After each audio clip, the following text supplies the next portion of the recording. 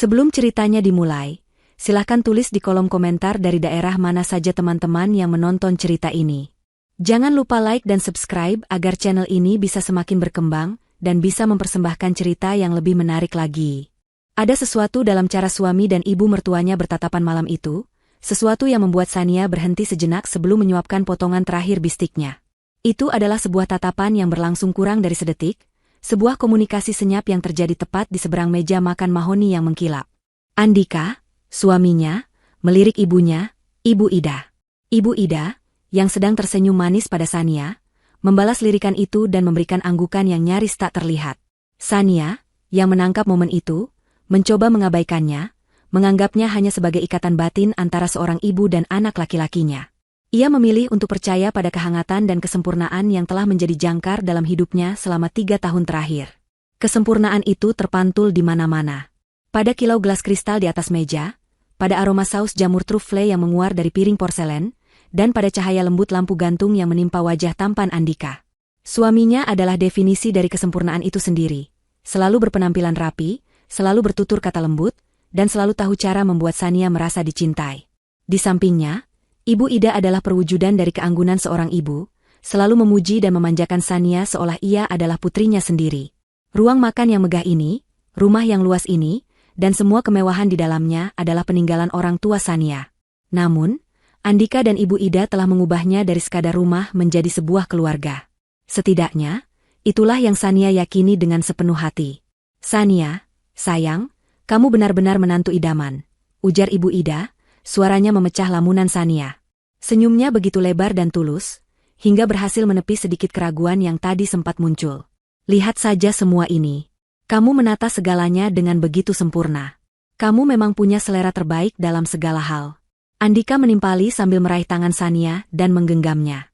Genggamannya terasa hangat dan meyakinkan seperti biasa. "Tentu saja, Ibu. Sania adalah yang terbaik. Aku pria paling beruntung di dunia, kan, sayang?" Sania tersenyum, membiarkan dirinya terbuai oleh kata-kata manis dan sentuhan hangat itu.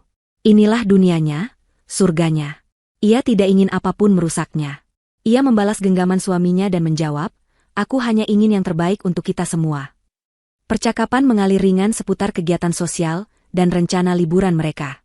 Namun, benih keanehan dari tatapan misterius tadi sudah tertanam di benak Sania.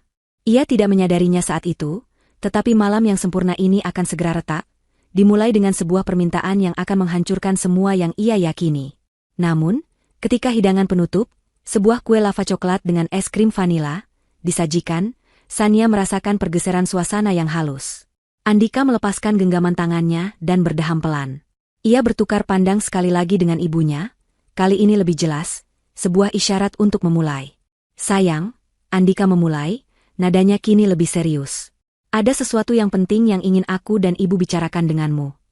Sania meletakkan sendoknya.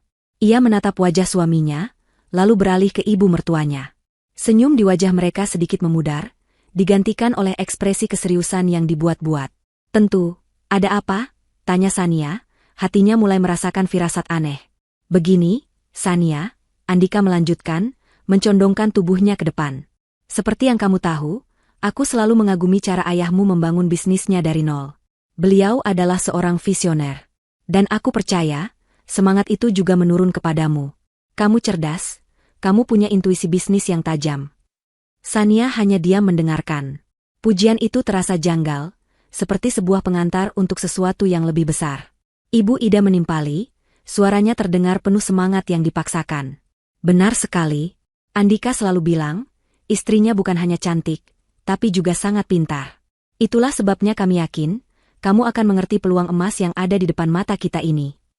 "Peluang emas?" Sania mengulang, alisnya sedikit terangkat. Andika mengangguk cepat. "Beberapa waktu belakangan ini, aku dan beberapa mitra yang sangat terpercaya telah merancang sebuah proyek bisnis besar. Di bidang properti dan logistik. Potensinya luar biasa, Sania. Ini bukan sekadar bisnis biasa, ini adalah kesempatan sekali seumur hidup yang bisa melipat gandakan kekayaan kita." Sania masih mencoba mencerna. Andika memang sering melontarkan ide-ide bisnis, namun biasanya hanya sebatas obrolan ringan. Kali ini terasa berbeda. Keseriusan di matanya, dan cara Ibu Ida menatapnya penuh harap, membuat suasana menjadi berat. Bisnis seperti apa tepatnya? Disinilah keanehan itu dimulai. Andika menjelaskan dengan kalimat-kalimat yang bombastis namun kosong. Ia menyebut tentang akuisisi lahan strategis, pembangunan gudang modern, dan jaringan distribusi terintegrasi, tetapi tidak ada satupun detail konkret. Tidak ada nama perusahaan mitra, tidak ada lokasi yang spesifik, tidak ada analisis pasar yang jelas. Semuanya terdengar seperti jargon yang dihafal dari seminar bisnis. Kami tidak bisa menjelaskannya terlalu detail sekarang. Sayang, proyek ini sangat rahasia. Banyak pihak yang mengincarnya. Kuncinya adalah kecepatan dan kepercayaan, kata Andika, seolah membaca kebingungan di wajah Sania. Dan untuk mengeksekusi rencana ini dengan cepat, Ibu Ida menyambung, kini suaranya terdengar lebih hati-hati, kami membutuhkan modal awal yang cukup besar.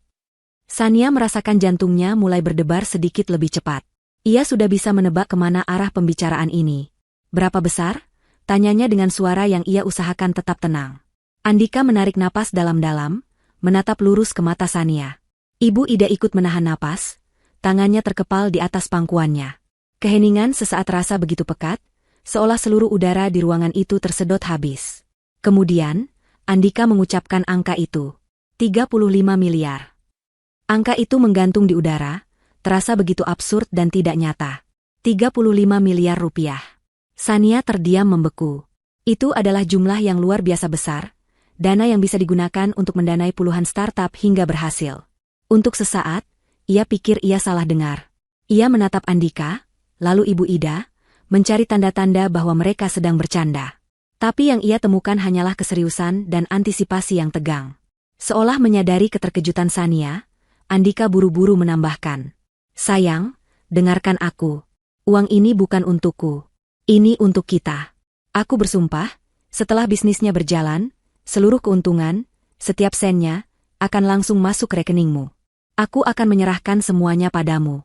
Anggap saja ini investasi, dan aku yang akan bekerja keras untukmu. Ini adalah caraku untuk membuktikan bahwa aku juga bisa membangun sesuatu yang besar, untuk membuatmu semakin bangga. Ibu Ida kembali menimpali dengan nada yang penuh drama. Pikirkanlah ini, Sania. Ini demi masa depan kalian, demi membangun kerajaan bisnis kalian sendiri, melanjutkan warisan ayahmu. Andika hanya ingin yang terbaik untukmu. Kata-kata mereka berputar-putar di kepala Sania. Janji keuntungan, pembuktian diri, masa depan. Semuanya terdengar manis, tetapi ada sesuatu yang terasa salah. Sesuatu yang sangat salah. Firasatnya, intuisi yang sama yang dipuji Andika tadi, berteriak di dalam benaknya. Sebuah alarm bahaya berbunyi nyaring. Kenapa begitu rahasia? Kenapa begitu mendadak? Dan kenapa jumlahnya begitu fantastis? Sania mencoba menenangkan dirinya, mendorong semua pikiran buruk itu ke samping. Mungkin ia hanya terlalu terkejut. Ini Andika, suaminya. Ini Ibu Ida, ibu mertuanya yang selalu baik. Mereka tidak mungkin punya niat buruk. Ia menarik napas perlahan, mencoba mengembalikan logikanya. Dalam bisnis apapun, proposal adalah hal yang utama. Ia menatap kedua orang di hadapannya dengan ekspresi yang ia usahakan senetral mungkin. Aku mengerti. Tentu saja aku mendukungmu, Andika. Wajah Andika dan Ibu Ida langsung bersinar lega. Mereka pikir mereka sudah berhasil.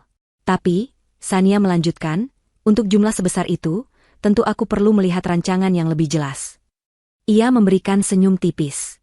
Boleh aku lihat proposal bisnis lengkapnya besok? Lengkap dengan nama mitra, rencana keuangan, dan proyeksi laba ruginya. Senyum di wajah Andika membeku seketika. Kepanikan yang nyaris tak terlihat melintas di matanya sebelum ia berhasil menguasai diri. Ia tertawa canggung. Proposal? Sayang, aku kan sudah bilang. Ini sangat rahasia. Mitraku hanya mau bergerak atas dasar kepercayaan penuh. Proposal tertulis terlalu berisiko. Bisa bocor ke pesaing. Ibu Ida menambahkan dengan cepat, nadanya terdengar sedikit tajam. Sania, apa kamu tidak percaya pada suamimu sendiri? Ini Andika. Ia mempertaruhkan segalanya untuk masa depan kalian. Dan di sanalah Sania menemukannya. Di dalam kegugupan Andika yang ditutupi tawa canggung, dan di dalam nada tuduhan Ibu Ida yang terselubung. Di sanalah kejanggalan itu bersarang. Permintaan yang masuk akal darinya dibalas dengan alasan yang tidak masuk akal dan manipulasi emosional. Kepercayaan. Mereka meminta kepercayaan buta untuk uang 35 miliar. Malam yang tadinya terasa hangat dan sempurna itu, kini tiba-tiba menjadi dingin dan penuh tanda tanya. Firasat buruknya bukan lagi sekadar bisikan, melainkan sebuah teriakan yang memekakkan telinga. Keesokan paginya, matahari terbit seperti biasa, mengirimkan sinarnya yang keemasan melalui jendela kamar mereka yang menjulang dari lantai ke langit-langit. Namun, bagi Sania, dunia terasa berbeda.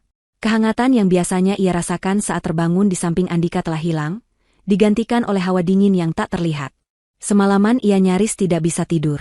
Angka 35 miliar dan alasan kepercayaan buta terus berputar di kepalanya seperti kaset rusak. Setiap kali ia mencoba meyakinkan dirinya bahwa ia hanya paranoid, bayangan kepanikan di mata Andika muncul kembali dan menghapus semua keraguannya. Di meja sarapan, suasana terasa canggung. Andika berusaha keras untuk bersikap normal. Ia menyajikan Sania jus jeruk segar, menanyakan bagaimana tidurnya, dan mengomentari berita pagi di televisi. Tapi semua itu terasa seperti sebuah pertunjukan. Senyumnya tidak mencapai mata, dan perhatiannya terasa berlebihan, seolah ia sedang berusaha menebus sesuatu. Sania hanya menjawab seperlunya, pikirannya sibuk menyusun strategi.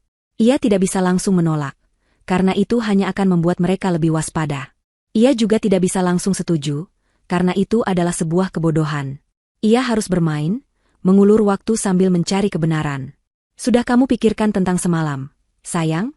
Tanya Andika akhirnya, tidak bisa lagi menahan diri. Suaranya dibuat selembut mungkin. Sania mengaduk pelantehnya, menatap pusaran air di dalam cangkir. Aku masih memikirkannya, Andika. Kamu harus mengerti, itu bukan uang yang sedikit.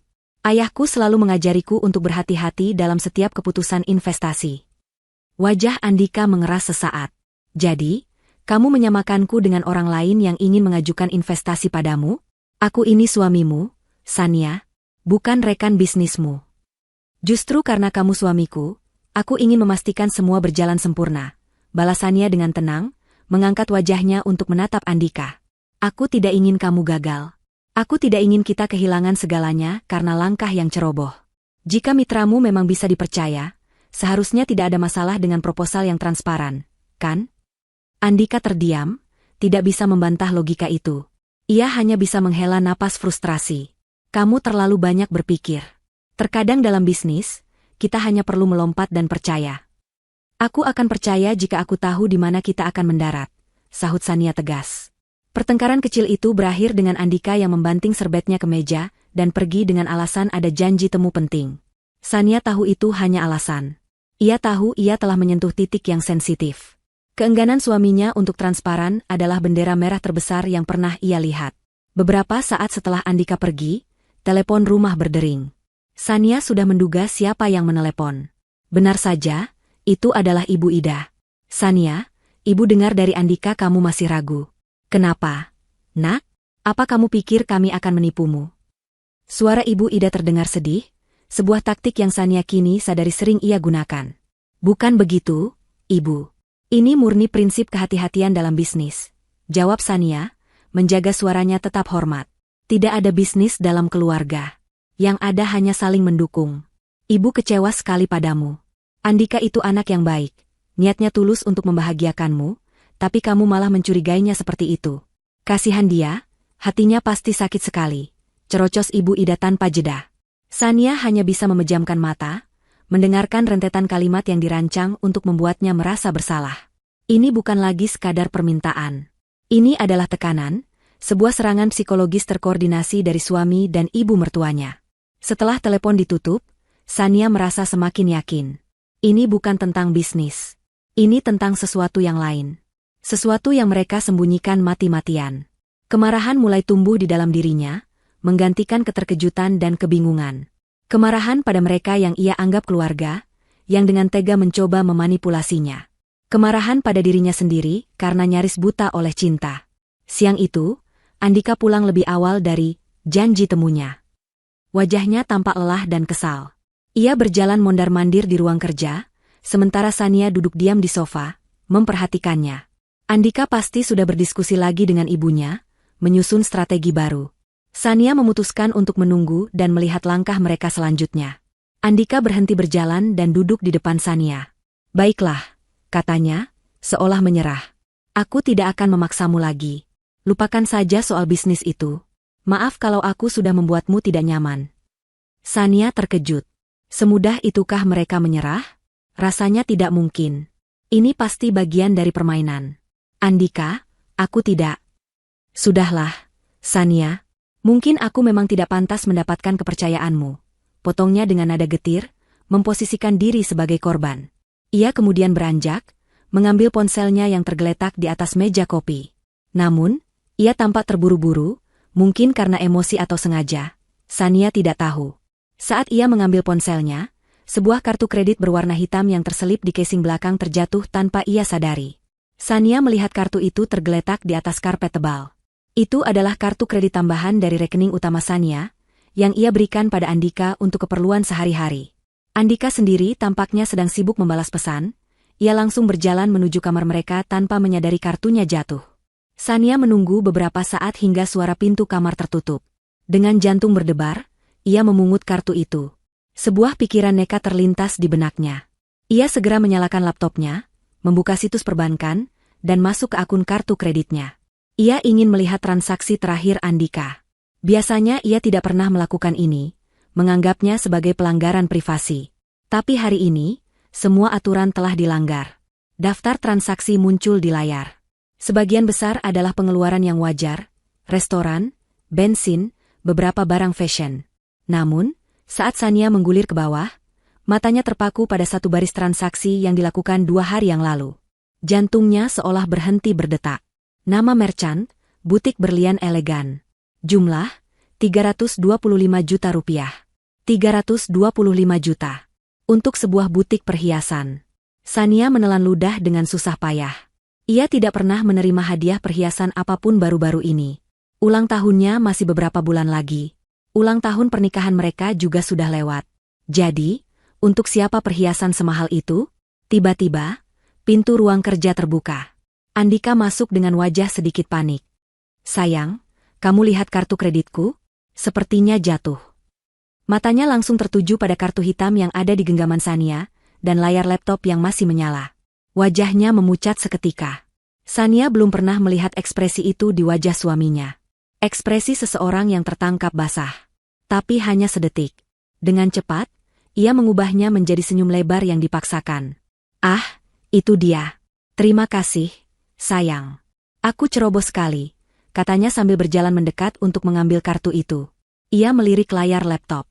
Lagi cek tagihan, ya? Sania tidak menjawab. Ia hanya menatap suaminya, matanya menuntut penjelasan. Butik berlian elegan, tanyanya dengan suara pelan namun tajam. Andika tertawa, tawa yang terdengar palsu di telinga Sania. Astaga, kamu merusak kejutannya. Serunya, mencoba terdengar ceria.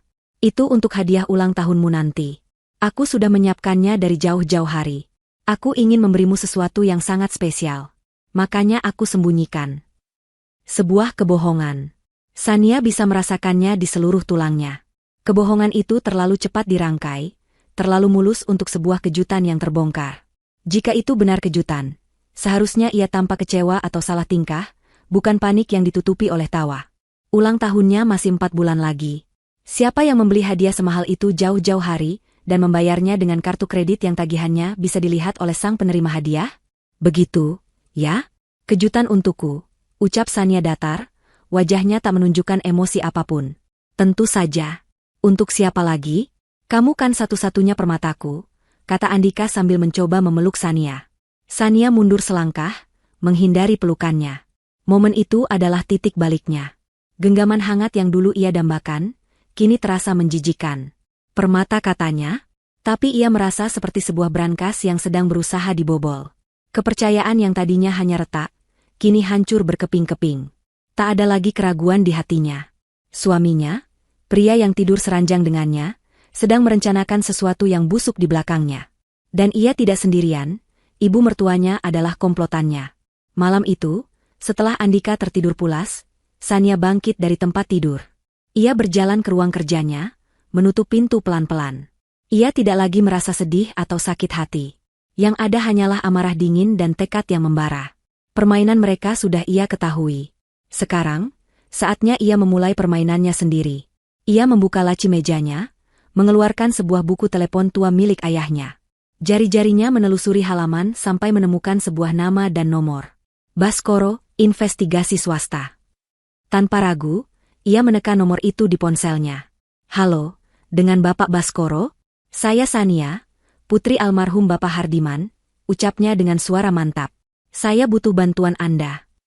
Panggilan telepon itu dilakukan Sania di dalam ruang ganti pribadinya yang kedap suara, sebuah ruangan luas yang dipenuhi deretan pakaian dan tas mahal yang kini terasa asing dan tidak berarti. Di luar sana, di bagian lain rumah megah itu, Andika sedang berenang di kolam renang, musik santai terdengar samar-samar. Sania memastikan pintu terkunci sebelum menekan nomor yang ia temukan di buku catatan ayahnya. Nada sambung berbunyi 2 kali sebelum diangkat oleh suara yang tenang dan berat. Dengan Baskoro di sini. Selamat pagi, Pak Baskoro. Saya Sania, putri dari almarhum Bapak Hardiman. Ucap Sania, suaranya mantap meski jantungnya berdebar kencang. Ada jeda sejenak di seberang sana.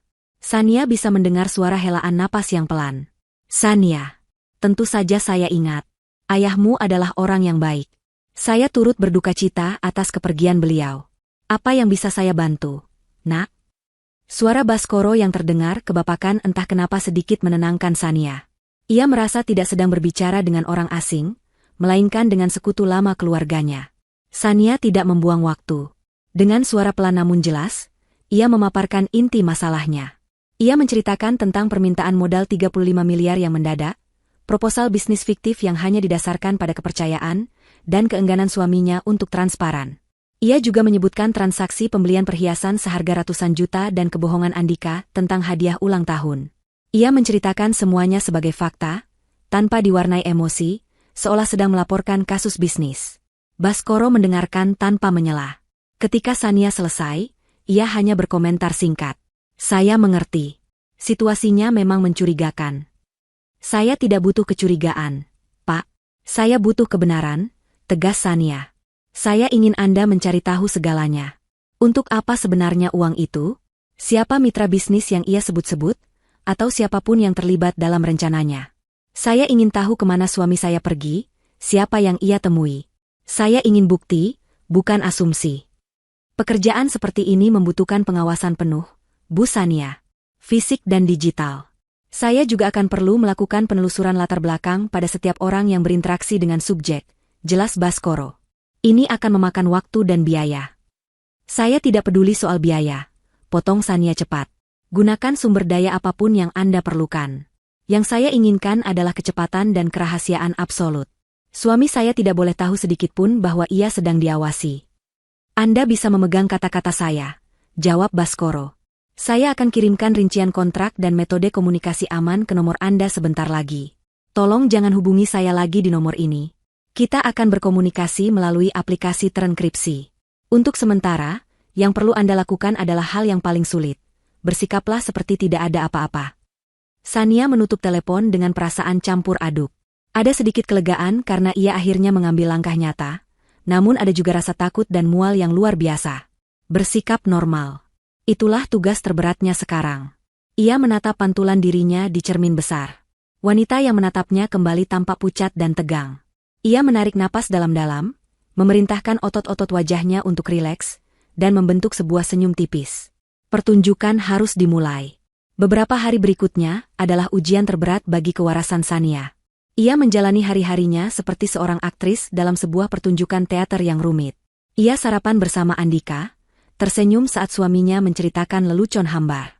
Ia menjawab telepon dari Ibu Ida, mendengarkan dengan sabar saat mertuanya itu kembali menyindirnya secara halus tentang kepercayaan dalam pernikahan. Ia bahkan menemani Andika ke sebuah acara gala dinner, mengenakan gaun terindahnya, tertawa dan berbincang dengan teman-teman mereka seolah dunianya masih utuh. Di setiap momen, ia merasakan kebohongan itu seperti lapisan kulit kedua yang gatal. Setiap sentuhan Andika terasa dingin, setiap kata-kata manisnya terdengar seperti racun. Di dalam benaknya, ia terus bertanya-tanya. Di mana suaminya kemarin sore?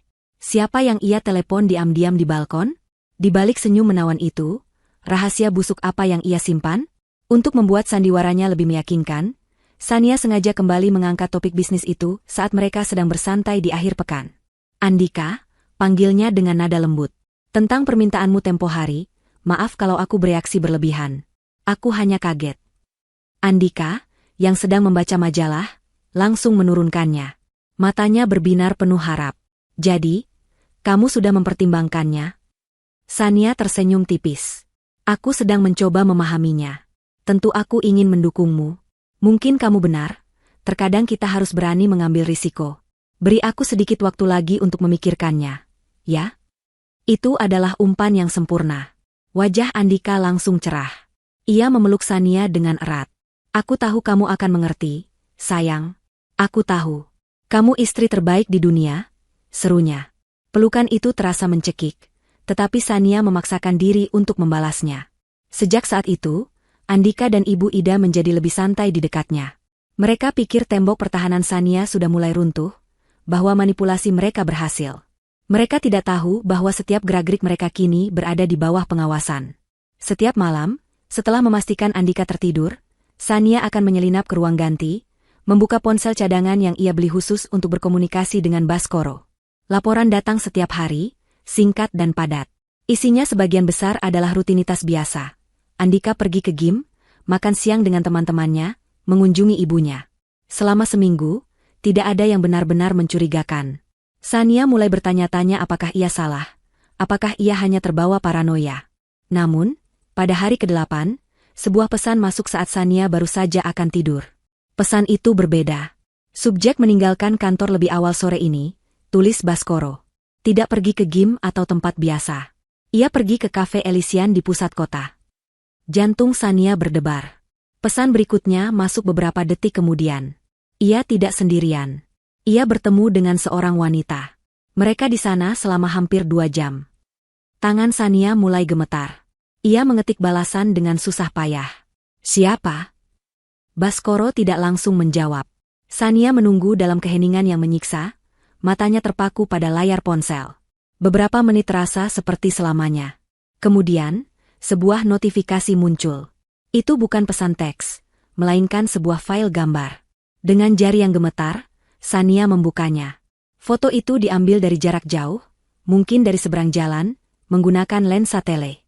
Kualitasnya tidak sempurna, sedikit berbintik, tetapi pesannya sangat jelas. Di sebuah meja di teras kafe yang rindang, duduklah Andika. Ia sedang tertawa, kepalanya sedikit miring, tatapannya begitu hangat dan penuh perhatian. Tatapan yang sama yang dulu sering ia berikan pada Sania. Dan di seberangnya, duduk seorang wanita muda.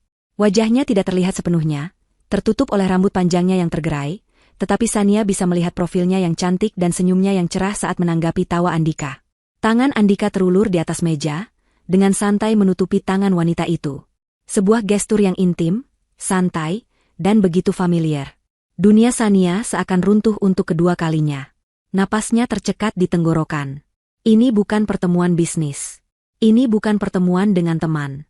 Ini adalah pengkhianatan dalam bentuknya yang paling gamblang. Rasa sakit yang tajam menghantam dadanya, begitu hebat hingga ia harus mencengkeram meja rias untuk menahan diri agar tidak jatuh. Ia terus menatap foto itu, membakar setiap detailnya ke dalam ingatannya. Pakaian wanita itu, jam tangan mewah di pergelangan tangan suaminya, cangkir kopi yang hampir kosong di antara mereka. Semuanya adalah bukti bisu dari kebohongan yang selama ini ia jalani. Sebuah pesan baru dari Baskoro muncul di layar, menarik Sania dari pusaran rasa sakitnya. Pesan itu hanya terdiri dari 2 kata. Namanya Mawar. Mau. Sania mengulang nama itu dalam benaknya. Nama yang indah untuk sebuah perbuatan yang begitu buruk. Ia mematikan ponselnya, meletakkannya kembali di laci, dan berjalan kembali ke tempat tidur. Ia berbaring di samping suaminya, pria yang beberapa jam lalu tertawa mesra dengan wanita lain. Sania tidak menangis. Air matanya seolah telah mengering, digantikan oleh sesuatu yang lain. Sesuatu yang dingin, keras, dan tajam. Langkah pertama dalam kegelapan telah ia ambil, dan kini, ia tahu jalan di depannya akan jauh lebih kelam. Malam itu adalah malam terpanjang dalam hidup Sania. Ia berbaring kaku di tempat tidur, punggungnya menghadap Andika, yang napasnya teratur dan dalam, tenggelam dalam tidur yang damai. Tidur seorang pria yang tidak punya beban, atau mungkin, seorang pria yang sangat pandai menyembunyikan dosanya. Bagi Sania, tidur adalah kemewahan yang mustahil ia dapatkan. Setiap kali ia memejamkan mata, bayangan foto itu kembali muncul. Tawa Andika, tangan mereka yang bertautan, dan profil wanita bernama Mawar. Rasa sakit itu datang dalam gelombang. Awalnya adalah gelombang kesedihan yang menusuk, Sebuah duka cita atas pernikahannya yang ternyata palsu, atas cintanya yang dikhianati. Ia teringat semua janji yang pernah Andika ucapkan, semua momen manis yang pernah mereka bagi. Apakah semua itu juga kebohongan? Sejak kapan ini dimulai? Apakah saat ia berduka atas kematian orang tuanya, suaminya sudah mencari kehangatan di tempat lain? Pertanyaan-pertanyaan itu menghantamnya tanpa ampun, membuat dadanya sesak. Ia harus menggigit bibirnya kuat-kuat untuk menahan isakan yang ingin meledak. Ia tidak akan membiarkan pria di sampingnya tahu bahwa ia tahu. Ia tidak akan memberinya kepuasan itu. Kemudian, gelombang kedua datang. Gelombang kemarahan yang membara. Kemarahan pada Andika karena kemunafikannya. Kemarahan pada Mawar karena telah mencuri apa yang menjadi miliknya. Dan kemarahan pada Ibu Ida, yang pasti tahu tentang ini semua, yang menjadi komplotan dalam menipu dan memanipulasinya. Keluarga harmonis yang ia banggakan ternyata hanyalah sebuah sarang ular. Mereka semua tersenyum manis di depannya sambil diam-diam menancapkan taring beracun di punggungnya. Amarah itu terasa panas, membakar habis sisa-sisa kesedihannya, mengubahnya menjadi sesuatu yang lebih keras dan lebih berbahaya, tekad untuk membalas. Menjelang fajar, Sania bangkit dari tempat tidur. Ia berjalan ke kamar mandi, menghindari pantulan dirinya di cermin. Ia tidak ingin melihat matanya yang sembab atau wajahnya yang kuyu. Ia menyalakan pancuran dengan air terdingin, membiarkan air es itu mengguyur tubuhnya, berharap bisa mematikan rasa di hatinya. Tapi rasa sakit dan amarah itu tidak hilang. Mereka hanya mengendap, mengkristal di dalam jiwanya, menjadi inti dari dirinya yang baru. Saat ia keluar dari kamar mandi, ia merasa berbeda. Wanita yang rapuh dan patah hati telah tenggelam, dan yang muncul ke permukaan adalah seorang wanita dengan tujuan yang dingin dan jernih. Keesokan paginya, ia kembali menghubungi Baskoro. Suaranya di aplikasi pesan terdengar tenang, tanpa getaran sedikitpun. Perselingkuhan sudah terkonfirmasi. Tapi itu belum menjawab pertanyaan utama saya, Pak Baskoro. Saya mengerti, Bu Sania, balas Baskoro. Perselingkuhan tidak butuh modal 35 miliar. Lanjut Sania, logikanya bekerja dengan tajam. Ini lebih dari sekadar main perempuan.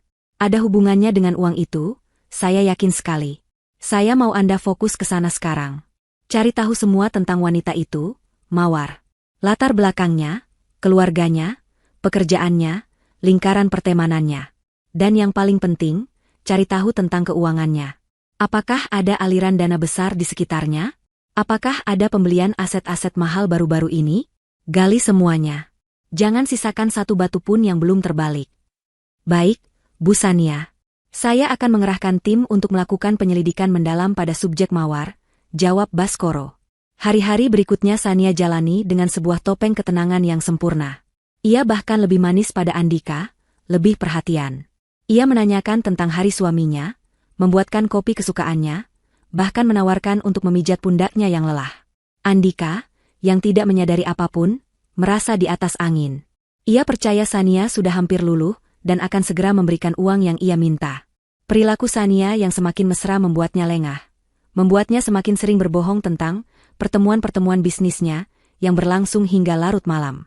Setiap kebohongan yang keluar dari mulut Andika menjadi bahan bakar baru bagi api dendam Sania. 5 hari kemudian, laporan yang ditunggu-tunggu pun tiba. Baskoro mengirimkan sebuah file digital yang terkunci dengan kata sandi. Isinya adalah sebuah dokumen lengkap, sebuah dosier tentang Mawar. Sania membukanya di ruang kerja, pintu terkunci rapat. Isi laporan itu persis seperti yang ia duga, namun tetap saja menyakitkan untuk dibaca. Mawar, 26 tahun, berasal dari kota kecil, datang ke ibu kota dengan impian menjadi model. Karirnya tidak pernah benar-benar melejit. Profil media sosial publiknya menampilkan citra seorang gadis yang bekerja keras dan sederhana. Namun, profil media sosialnya yang lebih pribadi, yang hanya bisa diakses oleh teman-teman dekatnya, menunjukkan gambaran yang sama sekali berbeda. Isinya penuh dengan foto-foto di restoran mahal, tas-tas bermerek, dan liburan ke resor-resor mewah. Gaya hidup yang jauh melampaui penghasilannya yang tercatat. Laporan itu juga menyebutkan bahwa ia baru saja berhenti dari agensi modelnya sebulan yang lalu, dengan alasan ingin fokus pada proyek pribadi. Laporan keuangan awal tidak menunjukkan adanya transfer dana langsung dari rekening-rekening utama Andika ke Mawar. Suaminya cukup pintar untuk tidak meninggalkan jejak yang jelas. Namun, Baskoro menemukan sesuatu yang lain, sesuatu yang jauh lebih signifikan. Timnya berhasil mendapatkan akses sementara ke akun media sosial pribadi Mawar, melalui salah satu sumber mereka di lingkaran pertemanan wanita itu. Dari sanalah mereka menemukan kepingan puzzle yang hilang. Di bagian paling akhir laporan itu, terdapat beberapa tangkapan layar dari sebuah unggahan video singkat yang diposting Mawar seminggu yang lalu, tepat di hari ulang tahunnya. Video itu diambil dari sebuah balkon di ketinggian, dengan latar belakang pemandangan kota Jakarta yang gemerlap di malam hari. Tangan Mawar yang lentik dengan kuku yang terawat sempurna menjadi fokus utama video itu. Ia memegang sebuah kartu kunci berwarna hitam pekat, menggerak-gerakannya dengan manja. Di kartu itu, tercetak logo berwarna perak yang elegan, sebuah huruf E yang distilisasi. Itu adalah logo The Elysian Tower, salah satu gedung apartemen baru yang paling prestisius dan mahal di seluruh negeri. Di bawah video itu, Mawar menulis sebuah keterangan singkat yang penuh kemenangan, "Birthday girl got the key to her new castle." Babak baru dimulai. Sania menatap tangkapan layar itu, dan seketika, semuanya menjadi masuk akal.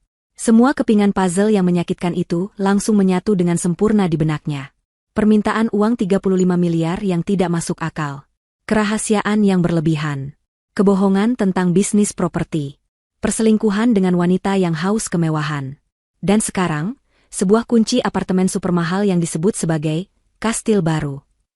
35 miliar itu bukan untuk modal bisnis. Uang itu akan digunakan untuk membeli sebuah kastil untuk ratu barunya. Hadiah ulang tahun termahal yang pernah ada, yang dibeli dengan menggunakan uang dan kepercayaan istrinya sendiri. Saat kesadaran itu menghantamnya, Sania tidak merasakan sakit lagi. Rasa patah hatinya telah menguap seluruhnya, lenyap tanpa sisa. Yang ada hanyalah amarah yang begitu dingin dan pekat, begitu murni hingga terasa menenangkan. Ia menutup laptopnya dengan pelan. Wajahnya tidak menunjukkan emosi apapun, tetapi matanya berkilat dengan cahaya yang berbahaya. Ia sekarang tahu apa yang harus ia lakukan. Mereka ingin bermain? Baiklah. Ia akan memastikan mereka memainkan permainan ini sampai akhir, sampai mereka kehilangan segalanya. Sania menatap layar laptop yang sudah gelap selama beberapa menit, membiarkan kebenaran yang dingin dan brutal itu meresap ke dalam setiap sel tubuhnya. 35 miliar. Sebuah kastil untuk sang selingkuhan. Pesta untuk merayakan pengkhianatannya. Ia tidak merasakan dorongan untuk berteriak atau menghancurkan barang-barang di sekitarnya. Emosi seperti itu adalah sebuah kemewahan yang tidak lagi ia miliki. Yang tersisa hanyalah ketenangan yang menakutkan, sebuah kejernihan pikiran yang lahir dari puncak keputusasaan. Amarahnya tidak lagi panas membara, melainkan telah mendingin menjadi sebongkah es yang tajam, siap digunakan sebagai senjata. Ia tahu, mulai saat ini, setiap senyuman, setiap kata, dan setiap tindakannya harus diperhitungkan dengan cermat. Perang ini tidak akan dimenangkan dengan air mata, tetapi dengan strategi. Ia menghapus semua jejak aktivitasnya, mematikan laptop, dan menyimpan ponsel rahasianya. Ketika ia keluar dari ruang kerja, wajahnya telah terpasang topeng yang sempurna. Topeng seorang istri yang penuh kasih dan sedikit naif, yang perlahan-lahan mulai luluh oleh bujukan suaminya. Ia menemukan Andika sedang bersantai di tepi kolam, membaca majalah bisnis. Pemandangan itu begitu ironis, hingga Sania nyaris tertawa. Pria itu membaca tentang cara membangun kekayaan, sementara satu-satunya hal yang sedang ia bangun adalah sebuah istana kebohongan. Dengan langkah yang dibuat seringan mungkin, Sania mendekatinya dari belakang dan melingkarkan lengannya di leher Andika, meletakkan kepalanya di bahu suaminya. Andika sedikit terkejut, lalu tersenyum senang. "Hei, sayang.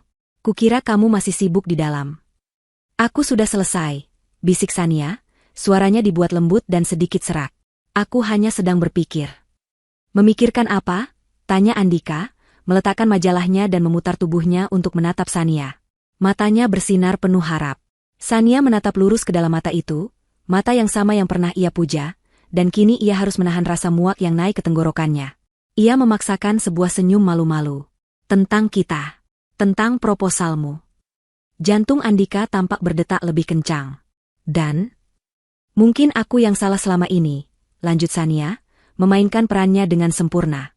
"Aku terlalu takut, terlalu terikat dengan cara-cara lama ayahku. Kamu benar, terkadang kita harus berani melompat. Aku percaya padamu, Andika." Wajah Andika bersinar seperti matahari terbit. Ini adalah kata-kata yang paling ingin ia dengar. Kemenangan sudah di depan mata. Ia menarik Sania ke dalam pelukannya, sebuah pelukan yang penuh kemenangan. "Aku tahu, sayang. Aku tahu kamu akan melihatnya. Terima kasih sudah mempercayaiku. Aku tidak akan mengecewakanmu, aku janji." Sania membiarkan dirinya dipeluk, menahan napas agar tidak perlu mencium aroma parfum suaminya yang kini terasa memuakan. Beberapa saat kemudian, ia melepaskan diri dengan lembut. Tapi, ada satu hal, katanya dengan nada ragu-ragu yang dibuat-buat. Wajah Andika kembali menegang. Apa itu? Aku ingin merasa menjadi bagian dari ini, kata Sania, menatap suaminya dengan tatapan memohon. Maksudku, ini adalah lompatan besar pertama kita bersama sebagai pasangan. Aku tidak mau hanya menjadi orang yang menandatangani cek. Aku ingin belajar. Aku ingin melihat bagaimana kamu mengubah uang ini menjadi sesuatu yang luar biasa. Aku ingin ikut merasakannya. Andika tampak bingung. Tentu saja kamu bagian dari ini, sayang. Ini semua untukmu. Aku tahu.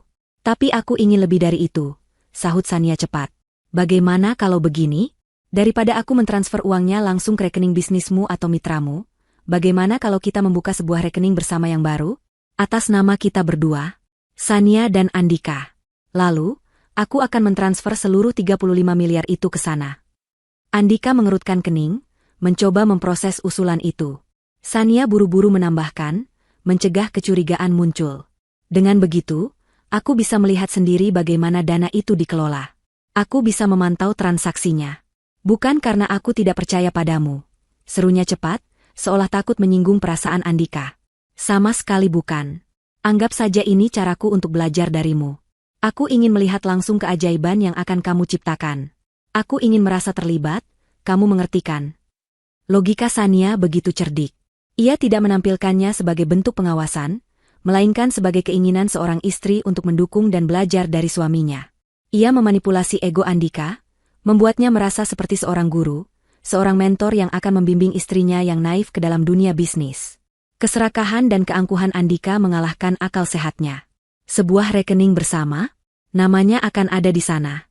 Ia tetap akan bisa mengakses uangnya. Tidak ada bedanya. Malah, ini lebih baik. Ini akan membuat Sania merasa aman dan terlibat, mempercepat prosesnya tanpa perdebatan lebih lanjut. Ia tersenyum lebar, merasa begitu pintar karena berhasil meyakinkan istrinya. Itu ide yang brilian, sayang, katanya, memeluk Sania lagi.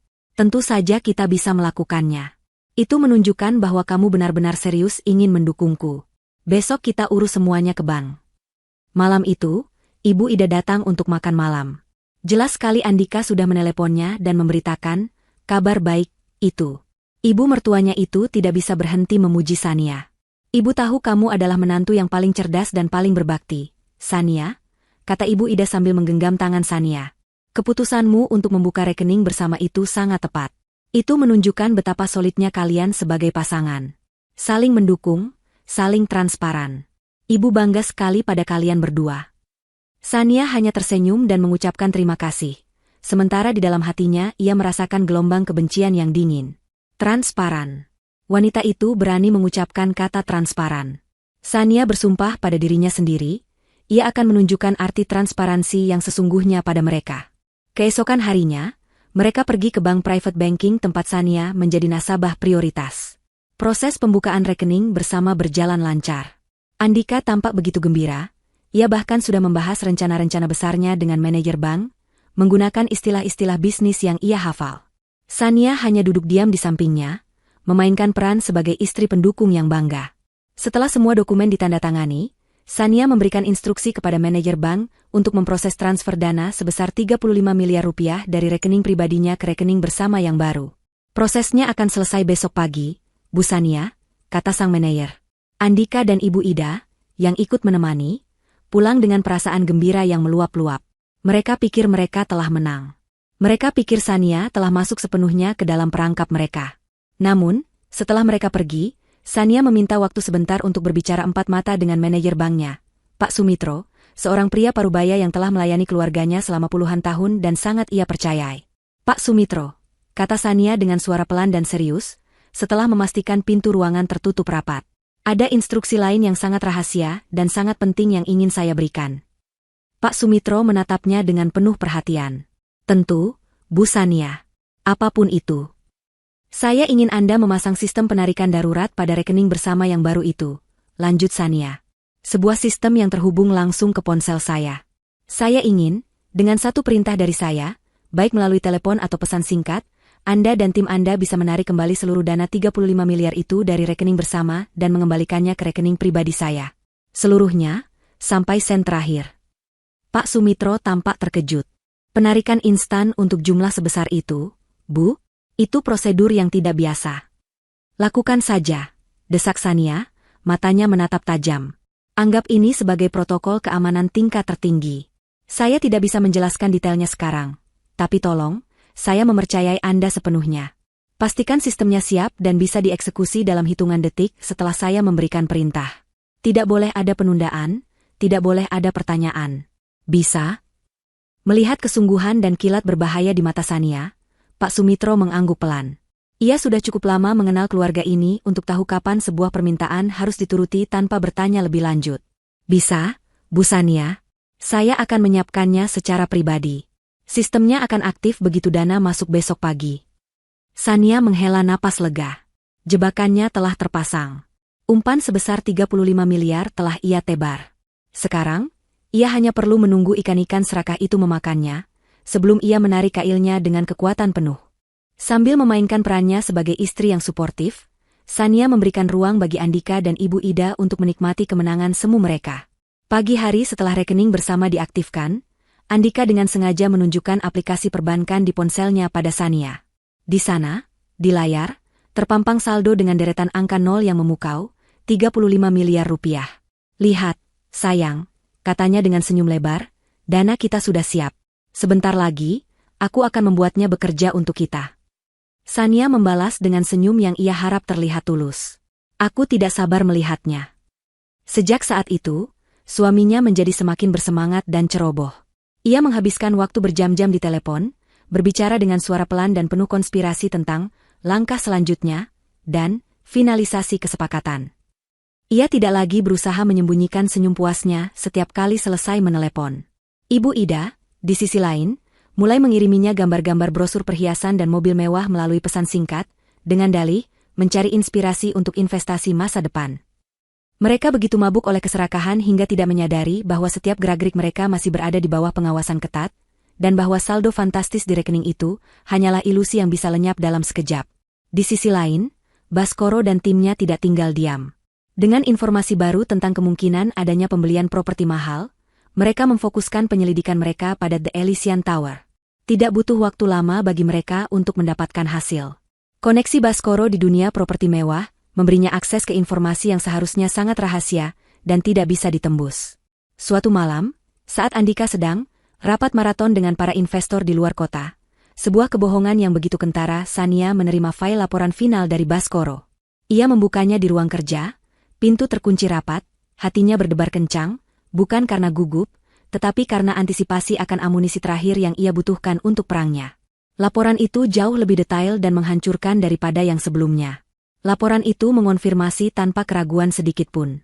Ada transaksi yang sedang berlangsung untuk salah satu unit paling mahal di The Elysian Tower. Sebuah penthouse 2 lantai dengan kolam renang pribadi di atap dan pemandangan 360 derajat kota Jakarta. Harga yang disepakati, 30 miliar rupiah. Uang muka sebesar 3 miliar telah dibayarkan seminggu yang lalu, menggunakan sumber dana yang dilacak Baskoro berasal dari beberapa rekening cangkang yang terhubung secara tidak langsung ke salah satu usaha kecil yang pernah didanai Sania untuk Andika beberapa tahun lalu. Pelunasan sisa 27 miliar dijadwalkan 3 hari dari sekarang. Dan nama yang tertera di surat perjanjian jual beli itu bukanlah Andika, melainkan Mawar. Sania membaca detail itu dengan napas tertahan. Jadi, mereka sudah menggunakan uangnya bahkan sebelum ia setuju untuk memberikan dana yang lebih besar. Pengkhianatan itu ternyata jauh lebih dalam dan sudah berlangsung lebih lama dari yang ia bayangkan. Ia merasa seperti orang bodoh, mengingat kembali bagaimana ia dengan tulus memberikan modal usaha itu, berharap suaminya bisa mandiri dan bangga pada dirinya sendiri. Ternyata, uang itu hanya menjadi langkah awal dari rencana busuk mereka. Namun, bagian selanjutnya dari laporan itulah yang membuat darahnya mendidih. Baskoro berhasil mengungkap alokasi untuk sisa 5 miliar dari dana yang mereka minta. 2 miliar akan digunakan untuk membeli sebuah mobil Ferrari Portofino berwarna merah menyala, juga sebagai hadiah untuk Mawar, yang akan diserahkan pada malam pesta. Sisa 3 miliar dialokasikan sebagai anggaran untuk sebuah acara. Bukan sekadar syukuran biasa, melainkan sebuah pesta peresmian apartemen yang sangat mewah. Mereka telah menyewa event organizer papan atas, catering bintang 5, dan bahkan seorang penyanyi terkenal untuk menghibur para tamu. Baskoro bahkan melampirkan daftar tamu undangan yang berhasil ia peroleh, yang berisi nama-nama sosialita dan pengusaha paling berpengaruh di kota. Itu bukan lagi sebuah pesta pribadi, itu adalah sebuah deklarasi publik. Dan kemudian, di lampiran terakhir laporan itu, ada sesuatu yang menjadi bukti paling nyata dari arogansi dan kekejaman mereka. Sesuatu yang akan menjadi senjata pamungkas bagi Shania. Itu adalah salinan digital dari undangan pesta tersebut, yang berhasil didapatkan oleh salah satu agen Baskoro yang menyamar. Undangan itu didesain dengan begitu elegan, dengan latar belakang foto profesional Andika dan Mawar yang sedang tertawa bahagia, saling berpelukan dengan mesra dengan pemandangan kota di belakang mereka. Foto itu tampak seperti foto pra-pernikahan. Di bagian atas undangan, tertulis dengan huruf emas yang indah, merayakan sebuah babak baru untuk Andika A. Mawar.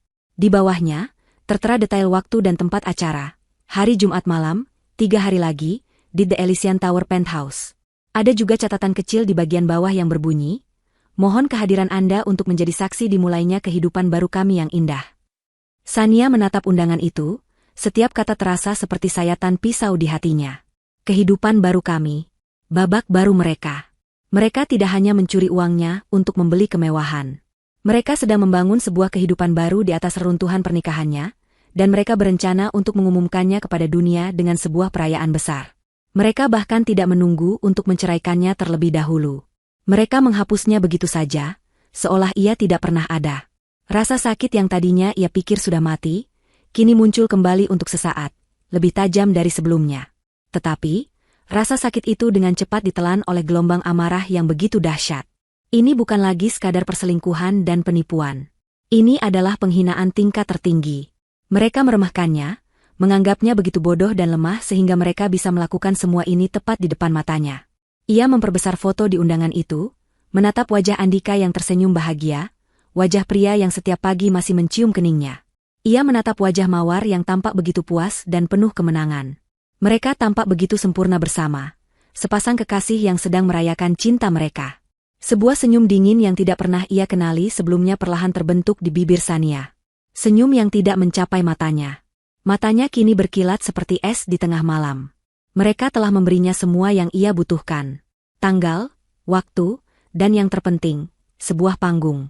Mereka telah menyiapkan panggung yang sempurna untuk perayaan mereka, tidak menyadari bahwa panggung itu juga akan menjadi tempat penghakiman mereka.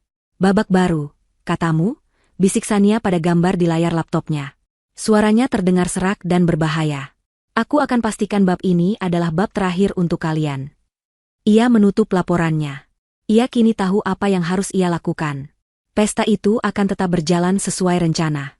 Hanya saja, bintang utama di acara itu bukanlah mereka. Bintangnya adalah dia. Dan ia akan memastikan pertunjukan yang ia berikan akan menjadi sesuatu yang tidak akan pernah mereka lupakan seumur hidup mereka. Hari Jumat. Hari penghakiman. Matahari bersinar cerah seolah tidak tahu bahwa malam nanti, sebuah badai akan meletus di jantung kota Jakarta. Bagi Andika dan Ibu Ida, ini adalah hari kemenangan. Bagi Shania, ini adalah hari perhitungan. Pagi itu, Andika bangun dengan suasana hati yang luar biasa baik. Ia bersenandung sambil memilih setelan jas termahalnya, mengatakan pada Shania bahwa ia dan ibunya akan menghadiri serangkaian pertemuan penting dengan para investor hingga larut malam. Ini hari yang besar, sayang, katanya sambil mencium kening Shania. Ciuman itu terasa seperti sentuhan kalajengking. Doakan semuanya lancar. Ya, setelah hari ini, kehidupan kita akan berubah. Tentu, jawab Shania dengan senyum manis. Aku akan selalu mendoakan yang terbaik untukmu. Kalimat terakhir itu ia ucapkan dengan penekanan yang hanya bisa ia mengerti. Aku akan mendoakan kau mendapatkan yang terbaik sesuai perbuatanmu. Ibu Ida juga meneleponnya, suaranya terdengar riang. Shania, nak, kamu baik-baik saja kan sendirian di rumah malam ini? Ibu dan Andika akan sibuk sekali. Ini demi masa depan kalian loh. Tidak apa-apa, Ibu. Aku baik-baik saja. Semoga sukses acaranya, jawab Shania. Acaranya. Shania tersenyum kecut. Begitu mobil Andika yang membawa ibu dan anak itu keluar dari gerbang rumah, topeng istri yang manis langsung Shania lepaskan. Wajahnya mengeras, matanya berkilat penuh tujuan. Ia menyambar ponselnya. Pertunjukannya mungkin baru akan dimulai malam nanti, tetapi persiapan di belakang panggung dimulai sekarang juga. Tujuan pertamanya adalah kantor pengacara keluarganya. Di sana, Di atas meja kayu yang kokoh, semua dokumen telah disiapkan.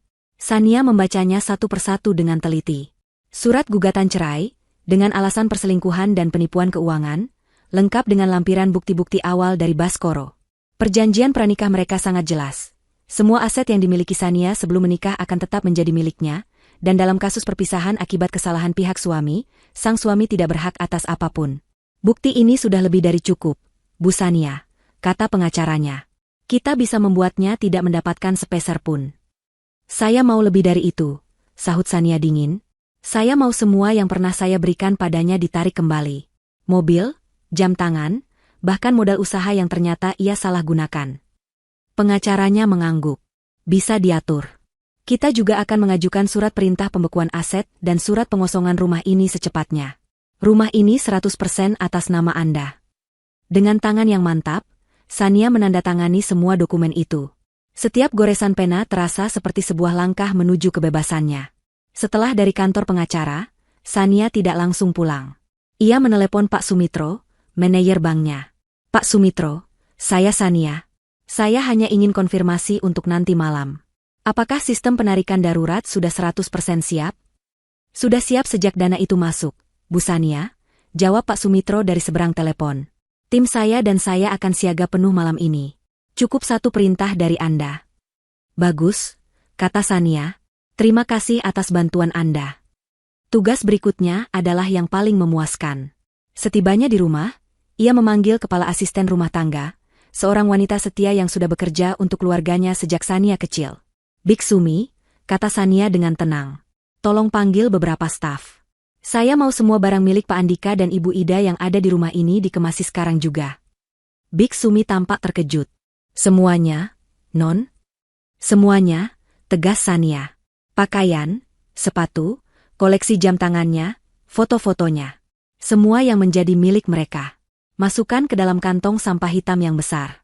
Jangan ada yang tertinggal. Letakkan semuanya di dekat garasi. Nanti malam, begitu saya beri perintah, saya mau semua kantong itu dilempar keluar gerbang. Meskipun bingung, Bik Sumi melihat sorot mata Sania yang tidak mengizinkan adanya bantahan. Ia segera mengangguk dan melaksanakan perintah itu. Sania kemudian menelepon seorang tukang kunci profesional, memintanya untuk datang tepat pukul 9 malam untuk mengganti semua kunci dan sistem keamanan di rumah itu. Semua persiapan telah selesai. Kini, tinggal persiapan terakhir, dirinya sendiri. Sania masuk ke dalam ruang gantinya, melewati deretan gaun berwarna pastel dan ceria yang biasa ia kenakan. Malam ini, ia butuh sesuatu yang lain. Ia butuh baju perang.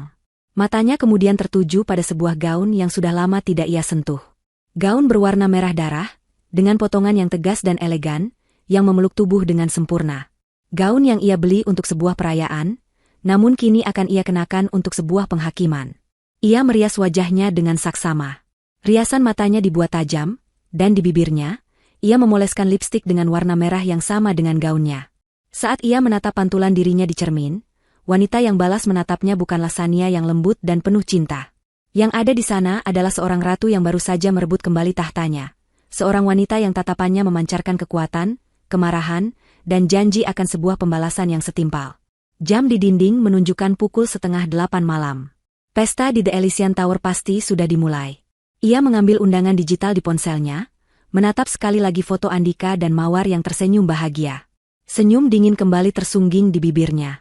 Ia meraih tas tangannya, berjalan menuruni tangga marmer rumahnya dengan langkah yang mantap dan penuh kuasa. Di luar, sopir sudah menunggunya. Kita ke The Elysian Tower, katanya dengan suara yang tenang namun bergetar oleh kekuatan. Ia menatap pantulan dirinya sekali lagi di kaca jendela mobil yang gelap, saat mobil melaju membelah malam. Sandiwara sebagai istri yang tertindas telah berakhir. Malam ini, ia tidak akan berakting lagi. Ia akan menjadi dirinya yang sebenarnya. Waktunya memulai pestanya, bisiknya pada kegelapan. Lobi The Elysian Tower berkilauan dalam kemewahan yang nyaris membutakan. Lantai marmernya memantulkan cahaya dari lampu gantung kristal raksasa yang menggantung seperti galaksi beku di langit-langit yang tinggi. Orang-orang berlalu lalang dalam balutan busana terbaik mereka, suara tawa dan denting gelas menciptakan musik latar yang elegan. Sania melangkah keluar dari lift pribadi yang membawanya langsung ke lobi penthouse, dan seketika, semua percakapan di sekitarnya mereda. Semua mata tertuju padanya. Ia tampak seperti api yang berjalan di tengah ruangan yang dingin. Gaun merah darahnya menyapu lantai dengan anggun, kontras dengan kulitnya yang pucat dan bibirnya yang semerah gaunnya. Rambutnya ditata dalam sanggul yang rapi dan tegas, menonjolkan leher jenjang dan tatapan matanya yang tajam. Ia tidak berjalan, ia meluncur. Setiap langkahnya penuh dengan tujuan dan kekuatan yang membuat orang-orang tanpa sadar menyingkir untuk memberinya jalan. Aura dingin yang ia pancarkan begitu kuat, membuat para tamu undangan yang sedang menikmati sampanye dan canape, bertanya-tanya dalam hati, siapa wanita memukau yang baru saja tiba ini. Di ujung ruangan, di depan sebuah backdrop bunga raksasa yang dihiasi lampu-lampu kecil, berdirilah trio antagonis dalam hidupnya. Andika, dalam setelan jas Tom Ford terbarunya, tampak seperti raja dunia. Tangannya melingkari pinggang Mawar dengan posesif. Mawar sendiri bersinar dalam gaun berwarna perak yang bertabur kristal, kalung berlian seharga ratusan juta yang dibeli dengan uang Sania, melingkari lehernya. Senyum kemenangan terpampang permanen di wajahnya. Dan di samping mereka, berdiri Ibu Ida, mengenakan gaun brokat berwarna emas, wajahnya berseri-seri karena bangga, seolah ini adalah pesta penobatan putranya. Mereka sedang berpose untuk seorang fotografer, tertawa dan tampak begitu sempurna. Kemudian, mereka melihatnya. Andika adalah yang pertama. Tawanya membeku di tenggorokan, senyumnya lenyap seketika. Matanya membelalak tak percaya, seolah melihat hantu. Ia menyenggol Mawar, yang kemudian ikut menoleh. Ekspresi kemenangan di wajah Mawar berubah menjadi kebingungan, lalu kepanikan saat ia mengenali wanita yang berjalan ke arah mereka. Ibu Ida, yang paling lambat menyadari, menatap ke arah yang sama dengan tatapan putranya, dan wajahnya langsung pucat pasi. Mereka membeku. Dunia mereka yang sempurna tiba-tiba retak hanya dengan kehadiran satu orang. Sania terus berjalan mendekat, senyum tipis dan dingin tersungging di bibirnya. Ia berhenti beberapa langkah di depan mereka, membiarkan keheningan yang canggung itu menyiksa mereka. Para tamu di sekitar mulai berbisik, merasakan ketegangan yang luar biasa di udara. Sania? Andika akhirnya berhasil mengeluarkan suara, terdengar serak. Apa yang kamu lakukan di sini? Kukira kamu di rumah. Ini kan pertemuan bisnisku. Sania tertawa kecil, suara tawa yang tidak mengandung sedikit pun kebahagiaan. Pertemuan bisnis? Ulangnya, matanya menyapu dekorasi mewah di sekelilingnya, backdrop bunga, dan gaun Mawar yang berkilauan. Pertemuan bisnis yang sangat meriah, sepertinya. Ia kemudian menolehkan pandangannya pada Mawar. Selamat ulang tahun, Mawar. Aku dengar kamu baru saja mendapatkan kastil baru. Hadiah yang sangat mahal. Suamiku memang sangat dermawan, bukan? Wajah Mawar memerah karena malu dan marah. Ia tidak bisa berkata apa-apa. Ibu Ida, yang pertama kali berhasil memulihkan ketenangannya, melangkah maju dengan wajah geram. Sania, jaga bicaramu. Kamu membuat keributan di acara penting Andika. Keributan? Sania menatap ibu mertuanya dengan tatapan yang begitu dingin, hingga Ibu Ida tanpa sadar mundur selangkah. Saya belum memulai keributannya, Ibu. Anggap saja ini baru kata pembuka. Tepat pada saat itu, seorang pembawa acara naik ke panggung kecil di sudut ruangan, tidak menyadari drama yang sedang terjadi. Selamat malam, para hadirin sekalian. Selamat datang di perayaan babak baru kehidupan Bapak Andika dan Ibu Mawar. Musik mulai mengalun, dan perhatian para tamu teralihkan sejenak. Andika, melihat kesempatan itu, meraih lengan Sania dengan kasar. Kita bicara di luar. Jangan buat malu dirimu sendiri di sini, bisiknya dengan geram. Sania menyentakkan lengannya hingga terlepas dengan kekuatan yang mengejutkan Andika. Lepaskan tangan kotormu dariku, desisnya. Tanpa memedulikan Andika lagi, ia berjalan lurus menuju panggung. Pembawa acara yang kebingungan hanya bisa menyingkir saat Sania mengambil alih mikrofon darinya. Musik berhenti. Semua mata kembali tertuju padanya. Keheningan total menyelimuti penthouse mewah itu. Selamat malam, suara Sania terdengar jernih dan kuat melalui pengeras suara, memenuhi setiap sudut ruangan. Maaf mengganggu pesta yang indah ini. Nama saya Sania. Bagi yang belum tahu, saya adalah istri dari pria yang sedang merayakan babak baru kehidupannya malam ini, Andika. Terdengar gumaman kaget dari para tamu. Wajah Andika, Mawar, dan Ibu Ida kini pucat seperti kertas. Mereka hanya bisa berdiri terpaku, terperangkap dalam mimpi buruk mereka sendiri. Saya di sini hanya ingin mengucapkan selamat. Lanjut Sania, senyum dinginnya tak pernah lepas. Selamat untuk Mawar, atas hadiah ulang tahunnya yang fantastis, penthouse seharga 30 miliar rupiah ini. Gumaman para tamu menjadi semakin keras. Angka 30 miliar bukanlah angka yang bisa diabaikan. Selamat juga untuk mobil sport barunya seharga 2 miliar, yang mungkin sedang diparkir di bawah. Sania melanjutkan, matanya menatap tajam langsung ke arah Andika. Dan tentu saja, selamat untuk pesta 3 miliar rupiah yang kita semua nikmati malam ini. Total hadiah yang sangat mengesankan, 35 miliar rupiah. Sania berhenti sejenak, membiarkan angka itu meresap. Kalian mungkin bertanya-tanya, bagaimana seorang pria yang tidak punya pekerjaan tetap bisa memberikan hadiah semahal itu? Jawabannya sederhana. Ia tidak bisa. Ia memberi isyarat pada seseorang di dekat proyektor besar yang tadinya disiapkan untuk menampilkan video kenangan Andika dan Mawar. Tiba-tiba, layar itu menyala. Bukan dengan video mesra, melainkan dengan serangkaian bukti yang menghancurkan. Foto-foto perselingkuhan Andika dan Mawar muncul satu persatu. Lalu, muncul tangkapan layar dari rincian transfer dana dari rekening Sania. Kemudian, salinan digital surat perjanjian jual beli penthouse atas nama Mawar. Dan yang paling menghancurkan, sebuah rekaman suara yang berhasil didapatkan Baskoro, di mana Andika dan Ibu Ida sedang tertawa dan meremehkan Sania, menyebutnya bodoh dan naif karena akan memberikan uangnya begitu saja. Para tamu terperangah. Wajah-wajah terkejut dan jijik ini tertuju pada Andika dan komplotannya. Reputasi mereka hancur dalam hitungan detik di depan mata seluruh kalangan elit kota. Semua kemewahan ini, kata Sania, suaranya kini bergetar karena amarah yang terkendali, semua ini dibeli dengan uang saya. Uang yang ia minta dengan dalih bisnis, padahal sebenarnya untuk membangun istana bagi selingkuhannya. Andika akhirnya tersadar dari kelumpuhannya. Itu tidak benar. Itu semua fitnah, teriaknya putus asa. Sania hanya tersenyum menanggapi penyangkalan itu. Oh, benarkah? Ia kemudian mengangkat ponselnya, memastikannya terlihat oleh semua orang. Ia menekan sebuah nomor panggilan cepat. Panggilan itu langsung tersambung dan ia aktifkan mode pengeras suara. Selamat malam, Bu Sania. Dengan Sumitro di sini. Siap menerima instruksi, terdengar suara manajer banknya yang tenang. Mata Sania tidak pernah lepas dari wajah Andika yang kini dipenuhi teror. Di depan ratusan pasang mata yang menjadi saksi, di tengah pesta penghakiman yang ia ciptakan sendiri, Sania mengucapkan kalimat terakhirnya. Kalimat yang akan meruntuhkan seluruh dunia palsu mereka. Tarik semua dananya, Pak Sumitro. 35 miliar. Sekarang. Perintah itu menggantung di udara selama sepersekian detik sebelum dampaknya terasa. Di ponsel Andika, yang masih ia genggam erat, sebuah notifikasi muncul bersamaan dengan suara ping yang nyaring. Ia menatap layarnya dengan tidak percaya. Notifikasi dari aplikasi perbankannya, transfer dana Anda sebesar 27 miliar rupiah untuk pembayaran The Elysian Tower telah dibatalkan karena saldo tidak mencukupi.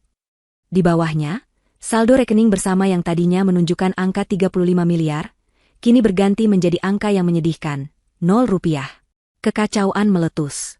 Seorang pria berjas rapi, yang ternyata adalah perwakilan dari pihak pengembang apartemen, langsung mendekati Andika dengan wajah panik dan marah. Apa maksudnya ini, Pak Andika? Pembayarannya gagal. Para tamu undangan, yang tadinya hanya berbisik-bisik, kini mulai berbicara dengan suara keras.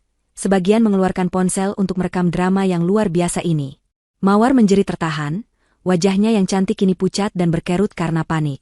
Ia menatap Andika, menuntut penjelasan, tetapi Andika sendiri tampak seperti orang linglung. Matanya kosong menatap layar ponselnya. Di tengah kekacauan itu, pintu lift kembali terbuka. Kali ini, yang keluar adalah 2 orang pengacara berpenampilan serius, diikuti oleh beberapa petugas keamanan gedung. Mereka berjalan lurus ke arah panggung, tempat Sania masih berdiri tegak seperti seorang ratu. Salah satu pengacara menyerahkan sebuah map tebal pada Andika. Pak Andika, kata pengacara Sania dengan suara tegas. Ini adalah surat gugatan cerai dari klien kami, Ibu Sania, beserta surat perintah sita aset untuk semua barang bergerak yang pernah diberikan oleh klien kami kepada Anda. Mobil Anda di bawah akan segera kami amankan. Pengacara itu kemudian beralih ke Ibu Ida, menyerahkan sebuah amplop lain. Dan ini, surat untuk Anda, Bu Ida. Surat peringatan hukum atas keterlibatan Anda dalam upaya penipuan, dan surat perintah pengosongan rumah klien kami. Anda dan putra Anda diberi waktu 24 jam untuk mengambil barang-barang pribadi Anda, yang saat ini sudah kami letakkan di luar gerbang. Ibu Ida terhuyung ke belakang, matanya membelalak ngeri. Di luar gerbang, bisiknya tak percaya. Ya, Sania menjawab dari atas panggung, suaranya dingin tanpa emosi. Dikemas rapi di dalam kantong sampah hitam. Saya yakin kalian akan mudah menemukannya. Pernyataan itu adalah pukulan terakhir. Hinaan itu terlalu berat untuk ditanggung. Para tamu undangan terkesiap, beberapa bahkan tertawa mengejek. Reputasi, harga diri, dan masa depan Andika dan ibunya hancur lebur dalam satu malam. Perwakilan pengembang apartemen, yang tidak mau propertinya tercemar oleh skandal ini, memberi isyarat pada petugas keamanan. Keluarkan mereka dari sini. Sekarang juga. Acara ini selesai. Petugas keamanan yang bertubuh tegap segera bergerak maju. Mereka mencengkeram lengan Andika dan Mawar. Mawar meronta-ronta, berteriak bahwa ini adalah apartemennya. Lepaskan aku. Ini rumahku. Bukan lagi, Nona, sahut salah satu petugas dengan datar. Andika, yang akhirnya tersadar dari keterkejutannya, menatap Sania dengan putus asa. Matanya memohon. Sania, tolong jangan lakukan ini. Aku bisa jelaskan. Aku minta maaf. Sania turun dari panggung, gaun merahnya menyapu lantai saat ia berjalan melewati para tamu yang menatapnya dengan campuran rasa kagum dan takut. Ia berhenti tepat di depan Andika, yang kini tampak begitu kecil dan menyedihkan. Ia menatap lurus ke dalam mata suaminya untuk terakhir kalinya. Penjelasan, katanya dengan suara pelan yang hanya bisa didengar oleh Andika. Kamu punya banyak waktu untuk menjelaskan saat kamu dan ibumu mencari tempat tinggal baru malam ini. Permintaan maafmu tidak ada harganya. Ia kemudian menoleh ke arah Mawar, yang sedang menangis histeris. Dan kamu, kata Sania, nikmati kalung berlianmu selagi bisa. Kurasa itu satu-satunya hal berharga yang tersisa padamu malam ini. Dengan itu, Sania berbalik, tidak pernah menoleh ke belakang lagi. Ia berjalan melewati kerumunan, meninggalkan di belakangnya pemandangan yang menyedihkan. Andika dan Mawar yang diseret keluar dengan paksa oleh petugas keamanan, dan Ibu Ida yang akhirnya tidak kuat menahan syok dan malu, jatuh pingsan di tengah lobi yang mewah. Teriakan, tangisan, dan suara orang-orang yang mengejek menjadi musik pengiring kepergian Sania. Saat ia melangkah keluar dari gedung itu menuju mobilnya yang sudah menunggu, udara malam terasa begitu segar dan bersih. Ia merasa seolah baru saja melepaskan beban seberat 1 ton dari pundaknya. Pertarungan telah berakhir. Ia menang. Ia menatap langit malam yang gelap, lalu sebuah senyum tipis terukir di bibirnya. Senyum yang bukan lagi senyum dingin penuh dendam, melainkan senyum kelegaan. Senyum seorang wanita yang telah melalui neraka dan berhasil keluar sebagai pemenang. Di tengah lobi mewah yang kini menjadi saksi bisu kejatuhan mereka, Andika sempat menatap punggung Sania yang menjauh. Punggung wanita yang pernah ia cintai, dan yang kini telah menjadi algojonya. Ia mencoba memanggil namanya sekali lagi, tetapi suaranya tercekat. Ia hanya bisa menatap saat Sania menghilang ke dalam mobil, dan di momen itu, ia menyadari sesuatu yang mengerikan. Sania benar. Ini baru permulaan dari penderitaannya. 6 bulan telah berlalu sejak malam yang dijuluki oleh media gosip sebagai Pesta Penghakiman di Elysian Tower. Musim telah berganti, dan begitu pula kehidupan orang-orang yang terlibat di dalamnya. Badai telah reda, menyisakan puing-puing bagi sebagian orang, dan langit biru yang cerah bagi yang lain. Bagi Sania, langit tidak pernah secerah ini. Pagi itu, ia tidak berada di kantornya yang megah atau di vilanya yang mewah. Ia berdiri di atas sebidang tanah yang masih berdebu di pinggiran kota, mengenakan kemeja linen sederhana, celana panjang, dan sebuah helm proyek berwarna putih. Di hadapannya, para pekerja konstruksi sedang sibuk mendirikan fondasi sebuah bangunan. Ini adalah proyek terbarunya, proyek yang paling berarti baginya. Sebuah rumah aman sekaligus pusat pelatihan keterampilan yang ia beri nama Gria Harapan Sania. Sebuah tempat yang didedikasikan untuk perempuan korban kekerasan domestik dan penipuan finansial. Ia mengubah rasa sakitnya menjadi kekuatan, mengubah pengkhianatan yang ia alami menjadi sebuah misi untuk membantu orang lain agar tidak mengalami hal yang sama. Ia tidak lagi hanya mengelola kekayaan warisan orang tuanya, ia kini membangun warisannya sendiri, sebuah warisan yang terbuat dari empati dan harapan. Semuanya berjalan sesuai jadwal. Bu Sania, kata seorang arsitek muda di sampingnya, menunjukkan denah bangunan. Dalam 3 bulan, tahap pertama akan selesai. Sania tersenyum, senyum yang tulus dan hangat. Kerja bagus, Rian. Pastikan semua material yang kita gunakan kualitas terbaik. Para wanita yang akan tinggal di sini sudah terlalu lama merasakan hal-hal yang rapuh dalam hidup mereka. Mereka berhak mendapatkan fondasi yang kokoh. Ponselnya bergetar. Sebuah pesan dari pengacaranya. Selamat siang, Bu. Proses perceraian sudah final dan berkekuatan hukum tetap. Tuntutan ganti rugi kita terhadap saudara Andika juga dikabulkan seluruhnya oleh pengadilan. Babak ini sudah resmi ditutup. Sania membaca pesan itu, lalu menghela napas panjang yang terasa begitu melegakan. Benar-benar tertutup. Tidak ada lagi ikatan, tidak ada lagi bayang-bayang masa lalu. Ia membalas pesan itu dengan ucapan terima kasih singkat, lalu kembali menatap hamparan proyek di depannya. Ia tidak merasakan kemenangan yang meluap-luap, hanya kedamaian yang dalam. Dendam adalah belenggu, dan ia telah melepaskannya. Ia membiarkan karma bekerja dengan caranya sendiri. Di belahan kota yang lain, di sebuah gang sempit yang becek dan berbau apak, karma sedang bekerja keras. Di dalam sebuah kamar kontrakan petak yang pengap, Andika menatap layar laptop tuanya dengan mata merah dan lelah. Dulu, ia menatap layar untuk memantau saham atau melihat model mobil terbaru. Sekarang, ia menatapnya untuk mencari lowongan pekerjaan apapun di portal online. Nama, Andika Pratama, telah menjadi racun. Skandal malam itu viral, direkam oleh puluhan tamu dan disebarkan tanpa ampun di dunia maya. Wajahnya, wajah mawar, dan wajah ibunya menjadi simbol keserakahan dan kebodohan. Tidak ada perusahaan terkemuka yang mau menyentuhnya. Ia adalah paria sosial. Teman-teman sosialitanya dulu kini memblokir nomornya. Ia mencoba menghubungi beberapa koneksi lama, tetapi mereka semua menolaknya dengan berbagai alasan. Ia yang dulu dipuja karena ketampanan dan pesonanya, kini dipandang dengan jijik. Ia telah menjual satu-satunya aset berharga yang pernah ia miliki, yaitu nama baik istrinya, dan kini ia tidak punya apa-apa lagi. Tumpukan surat tagihan dari para vendor pesta menumpuk di sudut kamarnya, sebuah pengingat konstan akan utang ratusan juta yang membelit lehernya. Nasib Mawar tidak lebih baik. Setelah diseret keluar dari lobi The Elysian Tower malam itu, ia langsung memutuskan hubungan dengan Andika. Parasit itu tahu kapalnya telah karam, dan ia harus mencari inang yang baru. Namun, dunia sosialita Jakarta ternyata kecil dan kejam. Wajahnya kini terlalu terkenal untuk alasan yang salah. Ia mencoba mendekati beberapa pria kaya di klub malam, tetapi mereka hanya tersenyum mengejek. "Kau si gadis kastil, kan?" kata salah satu dari mereka, sebelum berbalik dan meninggalkannya. Ia dicap sebagai wanita murahan yang gagal. Karir modelingnya yang dulu pun tak bisa ia lanjutkan. Tidak ada jenama yang mau citranya diasosiasikan dengan skandal murahan seperti itu. Terpaksa, ia kembali ke kehidupannya yang dulu, menjadi model untuk katalog pakaian murah dan menerima pekerjaan apapun yang bisa ia dapatkan. Impiannya akan kemewahan telah pecah berkeping-keping, meninggalkannya dengan realita pahit bahwa jalan pintas yang ia ambil ternyata membawanya ke sebuah jalan buntu.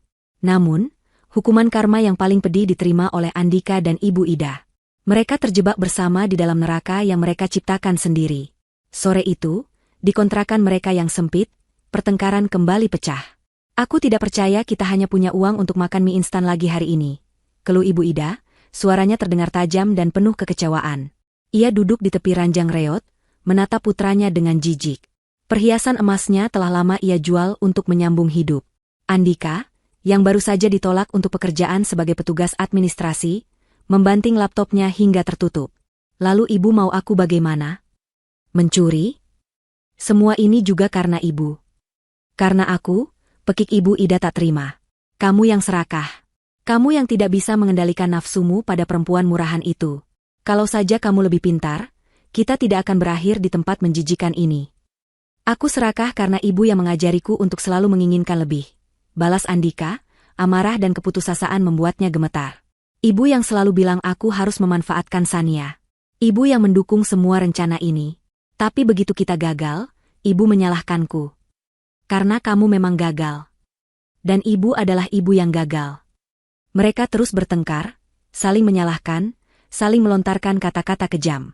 Ikatan ibu dan anak yang dulu mereka banggakan sebagai sebuah persekutuan yang solid, kini telah membusuk menjadi racun yang mereka minum setiap hari.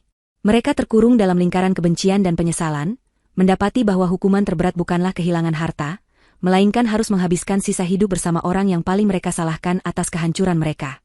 Jauh dari sana, senja turun dengan warna jingga dan ungu yang memukau. Sania duduk seorang diri di teras belakang rumahnya, sebuah rumah baru yang lebih kecil namun jauh lebih hangat, yang ia beli dengan uangnya sendiri.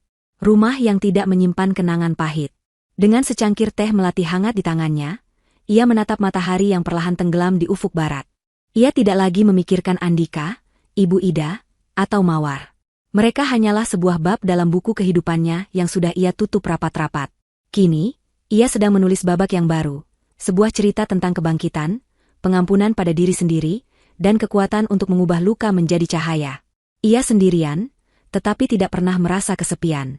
Ia utuh. Ia bebas. Sebuah senyum damai terukir di bibirnya saat ia menghirup aroma tehnya.